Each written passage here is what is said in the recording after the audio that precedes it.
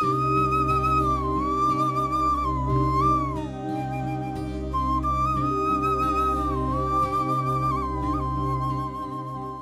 ಏನೂ ಮಾತಾಡದೆ ಸುಮ್ಮನೆ ನಿಂತ್ಬಿಟ್ರಲ್ಲ.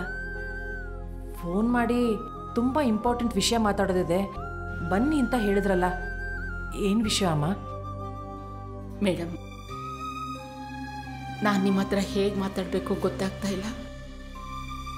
ಹಾಗಂತ ಹೇಳ್ದೆ ಮುಚ್ಚಿಡಕ್ಕೂ ಆಗ್ತಾ ಇಲ್ಲ.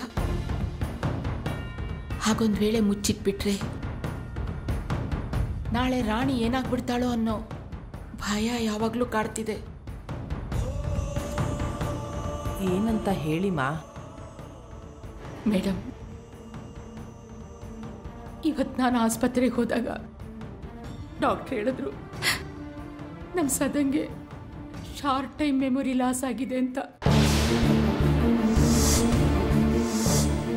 ಅವನಿನ್ ಮುಂದೆ ಯಾವುದೇ ವಿಷಯನೂ 1 ನಿಮಿಷಕ್ಕಿಂತ ಹೆಚ್ಚಿಗೆ ನೆನಪಲ್ಲಿ ಇಟ್ಕೊಳ್ಳೋಕ್ಕಾಗಲ್ವಂತೆ.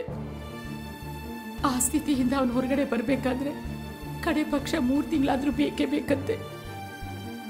ಈ ವಿಷಯ ರಾಣಿ ಹೇಳಿದ್ರೆ ಅಪ್ಪನ ಮೇಲೆ ಪ್ರಾಣನೇ ಇಟ್ಕೊಂಡಿರೋ ರಾಣಿ ಹೇಗೆ ರಿಯಾಕ್ಟ್ ಮಾಡ್ತಾಳೋ ಅನ್ನೋ ಭಯ ಆಗ್ತಾ ಇದೆ ಮೇಡಮ್. ಅವಳು ಹುಡುಕ್ತಾ ಇರೋ ಅಮ್ಮ ಅವಳಿಗಿನ್ನೂ ಸಿಕ್ಕಿಲ್ಲ. ಈಗ ಅಪ್ಪನಿಗೂ ಹೀಗಾಗಿದೆ ಅಂದರೆ ಅವಳನ್ನ ಹೇಗೆ ಸಮಾಧಾನ ಮಾಡಬೇಕು ನನಗಂತೂ ಗೊತ್ತಾಗ್ತಾ ಇಲ್ಲ ಮೇಡಮ್. ಅವಳಪ್ಪಗೆ ಹೀಗಾಗಿದೆ ಅನ್ನೋ ವಿಷಯನ ನಿಧಾನವಾಗಿ ಅವಳಿಗೆ ಹೇಳಿ ಅವಳನ್ನ ಸಮಾಧಾನ ಮಾಡೋಕ್ಕೆ ನೀವೇ ಸರಿ ಅಂತ ಅನ್ನಿಸ್ತು. ಅದಕ್ಕೆ ನಿಮ್ಮನ್ನ ಬರೀ ಹೇಳಿದೆ. ಮೇಡಮ್, ಹೇಗಿದ್ರೂ ಅವಳು ನಿಮ್ಮನ್ನ ಅಮ್ಮನಿಗಿಂತ ಹೆಚ್ಚಿಗೆ ಪ್ರೀತಿಸ್ತಾ ಇದ್ದಾಳೆ. ನೀವು ಅವಳ ಜೊತೆಗಿದ್ರೆ ಅವಳು ಈ ಪ್ರಪಂಚನೇ ಮರೆತು ಬಿಡ್ತಾಳೆ. ನೀವು ಹೇಳೋದು ನಿಜ ಅಮ್ಮ. ನೆನ್ನೆನೂ ಅವಳು ತನ್ನ ಫ್ರೆಂಡ್ ಅಪ್ಪಣ್ಣಂಗೆ ಫೋನ್ ಮಾಡೋಕ್ಕೆ ಹೋಗಿ ನನಗೆ ಮಾಡಿದ್ಲು. ಅಲ್ಲೇ ಗೊತ್ತಾಗುತ್ತೆ ನನ್ನನ್ನು ಅವಳು ಎಷ್ಟು ಹಚ್ಕೊಂಡಿದ್ದಾಳೆ ಅಂತ. ರಾಣಿ ನಿನ್ನೆ ನಿಮಗೆ ಫೋನ್ ಮಾಡಿದ್ದು ಮಿಸ್ ಆಗಲ್ಲ, ನಿಮ್ಮ ಜೊತೆ ಮಾತಾಡಬೇಕು ಅಂತಲೇ ಫೋನ್ ಮಾಡಿದ್ದು. ನಿಮ್ಮ ಜೊತೆ ನೇರವಾಗಿ ತನ್ನ ನೋವನ್ನ ಹೇಳ್ಕೊಳಕ್ಕಾಗಲ್ಲ ಅಂತ ಅಪ್ಪಣ್ಣನ ಜೊತೆ ಮಾತಾಡೋ ಹಾಗೆ ನಾಟಕ ಮಾಡಿದ್ಲು. ಮೇಡಮ್, ನೀವು ಸ್ವಲ್ಪ ದಿನ ನಮ್ಮ ರಾಣಿ ಜೊತೆಗಿದ್ರೆ ಅವಳು ತನ್ನ ನೋವೆಲ್ಲ ಮರಿಬಹುದು. ಇದನ್ನು ನನ್ನ ರಿಕ್ವೆಸ್ಟ್ ಅಂತ ತಿಳ್ಕೊಳ್ಳಿ ಮೇಡಮ್. ಅಮ್ಮ, ಏನು ಮಾತಾಡ್ತಿದ್ದೀರಾ ನೀವು? ನಿಮ್ಮಂಥ ಹಿರಿಯರು ನನ್ನ ಹತ್ರ ರಿಕ್ವೆಸ್ಟ್ ಮಾಡ್ಕೋಬಾರ್ದು. ರಾಣಿ ನನ್ನ ಮಗಳಿದ್ದ ಹಾಗೆ.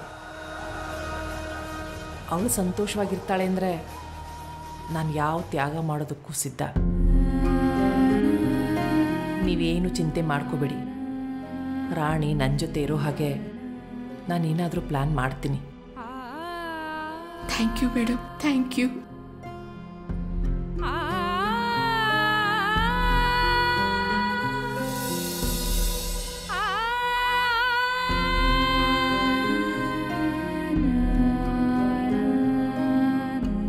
ಗುಡ್ ಮಾರ್ನಿಂಗ್ ಅತ್ತೆ. Good morning Raja. ಹೊರಗಡೆ ಹೋಗಿದ್ರಾ? ಮೈಂಡ್ ರಿಲೀಫ್ ಆಗಲಿ ಅಂತ ಹೊರಗಡೆ ಹೋಗಿದ್ದೆ. ಅದು ನೋಡಿದ್ರೆ ಟೆನ್ಷನ್ನೇ ಜಾಸ್ತಿ ಆಗ್ತದೆ. ಯಾಕತ್ತೆ, ಏನಾಯಿತು? ಆರೋಗ್ಯವಾಗಿದ್ದೀರ ತಾನೇ? ನಾನು ಚೆನ್ನಾಗೇ ಇದ್ದೀನಿ. ಅಣ್ಣ ಅದಕ್ಕೆ ಎಲ್ಲಿದ್ದಾರೆ? ಅತ್ತೆ, ನಾನು ನಿಮ್ಗೆ ಹೇಳೋದೇ ಮರ್ತೆ. ನಿಮಗೆ ಯಾವುದೇ ರೀತಿ ಪ್ರಾಬ್ಲಮ್ ಆಗಬಾರ್ದು ಅಂತ ಅಮ್ಮ ಹರಕೆ ಹೊತ್ತಿದ್ರಂತೆ. ಅದಕ್ಕೆ ಬೆಳಗ್ಗೆ ಬೇಗ ಎದ್ದು ಅಪ್ಪನ ಜೊತೆ ನಿಮಿಷಾಂಬ ಟೆಂಪಲಿಗೆ ಹೋಗಿದ್ದಾರೆ. ಬರೋದು ಸಂಜೆ ಆಗತ್ತಂತೆ. ಅತ್ತೆ ಬಂದರೆ ಹೇಳು ಅಂತ ಹೇಳಿದ್ರು. ರಾಜ, ಆ ದೇವ್ರನ್ನ ಪೂಜೆ ಮಾಡೋದ್ರಿಂದ ನಮ್ಮ ಸಮಸ್ಯೆಗಳೆಲ್ಲ ಪರಿಹಾರ ಮಾಡ್ತಾನೆ ಅಂತ ನಾವು ಅಂದ್ಕೊಂಡಿದ್ದೀವಿ. ಆದರೆ ಆ ದೇವರು ನಮ್ಮ ಸಮಸ್ಯೆಗಳನ್ನು ಕಡಿಮೆ ಮಾಡೋದ್ರ ಬದಲು ಇನ್ನಷ್ಟು ಸಮಸ್ಯೆಗಳನ್ನು ಕೊಡ್ತಾನೇ ಇರ್ತಾನೆ.